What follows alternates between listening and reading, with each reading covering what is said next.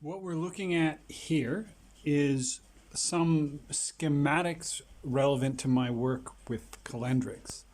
I've spoken quite a bit, both in video and in posts on this account and also in my Patreon, where I've given a kind of a backstage account of some of my work.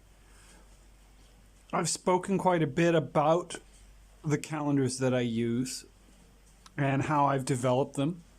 So my first calendar was a Mercury calendar based on the orbit of the planet Mercury. Has an 88-day cycle. And you can see here actually, this is a parapegma I built for it. Now I built this in the last few years. I carved it out of a piece of wood, and it has a kind of a cosmic serpent motif. But if you look down here, this Ouroboros style is consuming its own tail, and each one of these peg holes is color coded to tell me a little bit about where in the system it is.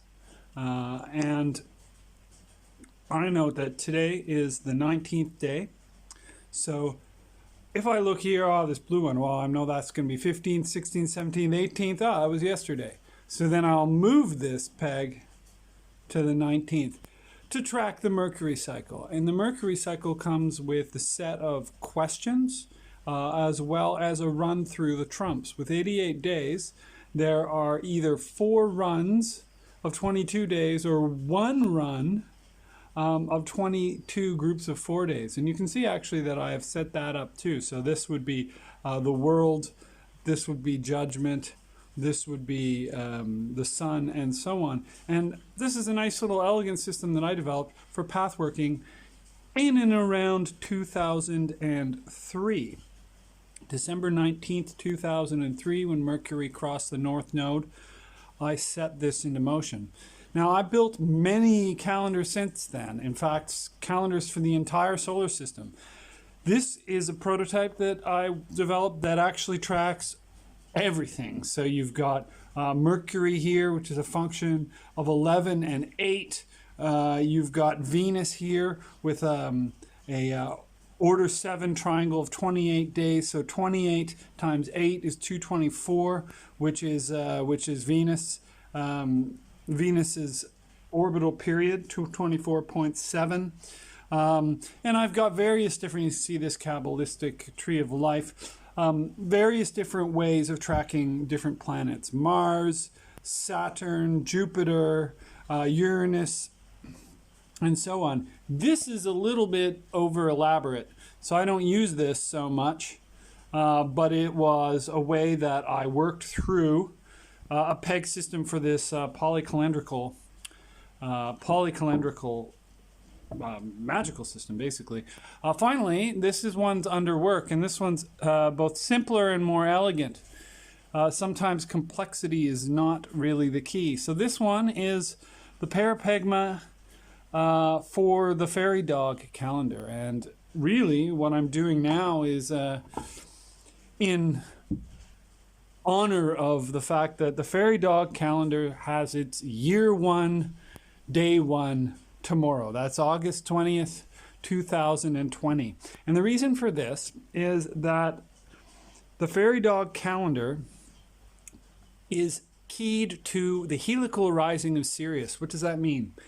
It means that in late summer, the star Sirius will rise at the same time as the sunrise, at different times, at different elevations, at different places. So where is this taking place? This is taking place from the point of view of the top of the Faery mountain in Perth Kinross, Scotland, called Schiehallion. I climbed Schiehallion about 10 years ago as part of a spiritual quest, really, that I was engaged on. I went all over the world engaging in the notion of alternate times, the Fae or the She, and so forth. And while I was in Northampton this year, or actually last year, I met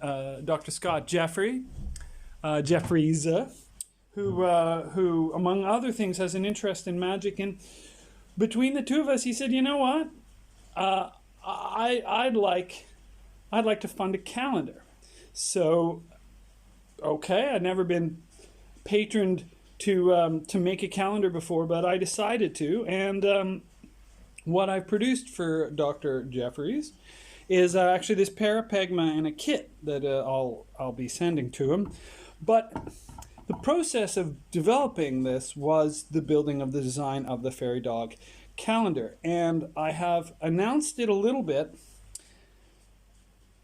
I want to talk more about the basic design. There's no way that I can cover the entire details of this extensive system in 10 minutes or in 1 or 2 or 10 videos. This requires time, and over the course of the next year, I'll be tracking this as well as some of my other calendars and making some videos about them and talking about how we can change consciousness through changing the template of time.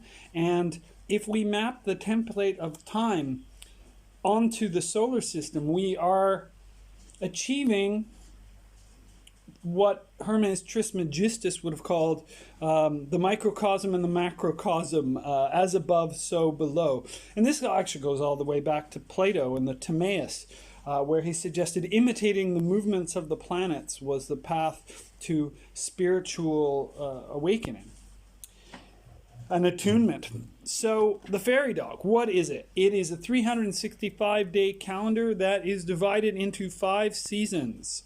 It starts when the heliacal rising of Sirius dawns from the point of view of Schehallien, and it starts in the season of Earth. You'll notice that this goes around Earth, metal, water, wood, and fire. So it starts here. Originally I was going to start in fire, but I have done a bit more research, and this is more in tune with the actual 5-element or Wu-Sing system to start in Earth, and it actually makes more sense. So the first 73 days of the calendar will be in Earth, and then metal, and then water and wood, and then fire, for a total of 365 days. So 72 is a familiar number to Kabbalists because 72 is the number of the number of words in the Shem Ha-Mephorash, the name of extension, which is used